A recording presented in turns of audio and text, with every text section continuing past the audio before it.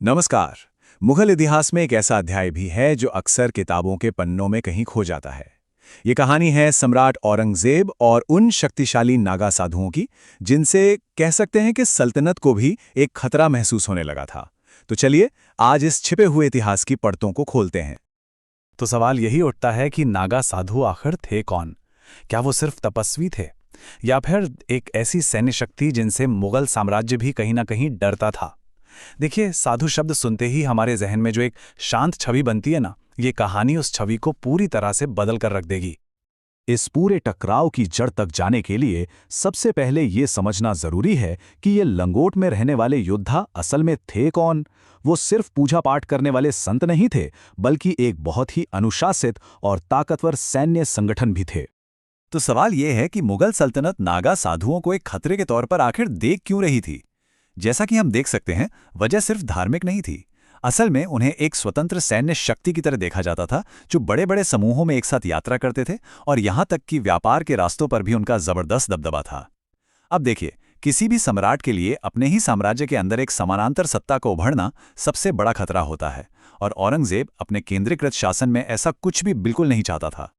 तो चलिए अब जरा समय में पीछे चलते हैं और देखते हैं कि इन टकरावों की शुरुआत कैसे हुई। वो पहली चिंगारी कौन सी थी जिसने इस आग को हवा दी? ये टाइमलाइन हमें दिखाती है कि कैसे कुछ ही सालों के अंदर शाही फरमान और भी ज्यादा सख्त होते चले गए। 1664 से ये सिलसिला शुरू हुआ और हम देखेंगे कि कैसे हर एक घटना ने इस तनाव को और भी ज्यादा गहरा कर दिया। पहली बड़ी झड़प हुई 1664 में उज्जैन कुंभ के दौरान। इतिहासकार खाफी खान लिखते हैं कि नागा साधुओं और स्थानीय मुगल सैन्य अधिकारियों यानी फौजदारों के बीच एक टकराव हुआ। इस झड़प के बाद कुछ साधुओं को बंदी भी बना लिया गया। अब भले ही ये एक स्थानीय घटना थी, लेकिन इसकी गूंज दिल्ली में औरंगजेब के दरबार तक पहुंची, और बस यहीं से एक शाही नीति की शुरुआत हो गई। अब ये सिर्फ कोई स्थानीय टकराव नहीं रह गया था। दिल्ली से सीधे शाही फरमान आने लगे, जिनका मकसद सिर्फ एक था, नागा साधुओं की बढ़ती हुई ताकत पर लगाम लगाना। साल 1667 में एक बड़ा शाही आदेश आया, हथियार लेकर किसी भी तरह के धार्मिक जुलूस निकालने पर पाबंदी। ये एक सीधा हमला था नागा साधुओं के अखाड़ों की परंपरा पर, जो अपनी शक्ति का प्रदर्शन इन्हीं जुलूसों में किया करते थे। और ये रोक खास तौर पर दिल्ली, आगरा, मथुरा वाले इलाके में लगाई गई, जो उनका गढ़ माना जाता था। ठीक 3 साल बाद 1670 में दक्कन में कार्रवाई और भी ज्यादा सख्त हो गई। मासेरे आलमगीरी में जिक्र है कि नासिक के इलाके में कुछ साधुओं को बेड़ियों में जकड़कर सजा दी गई। ये कोई छोटी मोटी घटना नहीं थी। औरंगजेब खुद उस वक्त दक्षिण में मौजूद था, और ये एक साफ संदेश था कि वो अपने खिलाफ किसी भी ताकत को सिर उठाने नहीं देगा। 1672 आते आते ये नीति एक पूरे निगरानी सिस्टम में तब्दील हो गई। जैसा कि हम देख सकते हैं, ये एक तिहरी रणनीति थी। पहला, मठों और धर्मशालाओं पर नजर रखो। दूसरा, उनके हथियार रखने और एक साथ चलने फिरने पर रोक लगाओ। और तीसरा, प्रयाग जैसे पवित्र तीर्थ मार्गों पर सेना को तैनात कर दो। मतलब उनकी हर एक गतिविधि पर अब साम्राज्य का पूरा नियंत्रण था। सैन्य नियंत्रण के बाद अब मुगलों ने आर्थिक चोट पहुंचाई। 1679 में जजिया यानी गैर मुसलमानों पर लगने वाला टैक्स दोबारा लागू कर दिया गया। इसका नागा साधुओं पर दोहरा असर पड़ा। अकेले यात्रा करना और भी महंगा हो गया, और अगर वो अपनी परंपरा के मुताबिक बड़े समूहों में चलते तो उन पर और भी ज्यादा टैक्स लगता। इस तरह से उनके अखाड़ों और आश्रमों की आर्थिक रीढ़ तोड़ने की कोशिश की गई। अब हम इस कहानी के सबसे अहम मोड़ पर पहुंचते हैं, दक्कन का टकराव।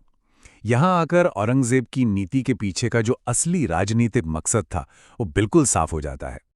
दक्कन में औरंगजेब की नीति इतनी सख्त क्यों थी? इसका जवाब एक शब्द में है, मराठा। जब मुगल मराठों से जंग लड़ रहे थे, तब नागा साधुओं ने मराठा सेना को आध्यात्मिक और सामाजिक समर्थन दिया। अब वो सिर्फ एक धार्मिक समूह नहीं रह गए थे, बल्कि मुगलों के दुश्मनों के साथी बन चुके थे, और ये एक सीधा रणनीतिक खतरा था। इसके जवाब में मुगलों ने दक्कन में और भी ज्यादा सख्ती दिखाई। नियंत्रण और कड़े कर दिए गए, और कई साधुओं से हथियार रखने का उनका पारंपरिक अधिकार भी छीन लिया गया। और दिलचस्प बात यह है कि 1703 के आसपास, जब मुगल सत्ता खुद कमजोर पड़ रही थी, तब ये आखिरी आदेश जारी किया गया कि इन धार्मिक सैन्य समूहों पर पूरी तरह से लगाम कसी जाए। तो इन सभी घटनाओं को एक साथ देखने के बाद हम आखिर किस नतीजे पर पहुंचते हैं? औरंगजेब की इस नीति का असली चेहरा क्या था? क्या ये धार्मिक था या फिर राजनीतिक? सच तो ये है कि ये एक दो धारी तलवार थी। एक तरफ ये धार्मिक दमन तो था ही, जुलूसों और तीर्थयात्राओं पर नियंत्रण लगाना, लेकिन इससे भी कहीं बढ़कर ये एक सोची समझी सैन्य रणनीति थी। इसका असली मकसद नागा साधुओं के रूप में उभर रहे एक स्वतंत्र राजनीतिक और सैन्य खतरे को जड़ से खत्म करना था। अच्छा, अब सवाल ये उठता है कि ये सारी जानकारी हमें मिलती कहाँ से है? तो देखिए, ये पूरा विश्लेषण हवा में नहीं है, बल्कि ठोस ऐतिहासिक स्रोतों पर आधारित है। इनमें मासिरे आलमगीरी जैसे शाही दस्तावेज, खाफी खां के लेख और तो और खुद नागा अखाड़ों के मौखिक इतिहास भी शामिल हैं। और अंत में ये पूरी कहानी एक बहुत बड़ा सवाल हमारे सामने छोड़ जाती है। इतिहास हमेशा पेचीदा होता है, लेकिन सोचने वाली बात यह है कि एक सम्राट और योद्धा संतों के बीच दशकों तक चला ये संघर्ष हमारे इतिहास के मुख्य धारा की किताबों से लगभग गायब क्यों है?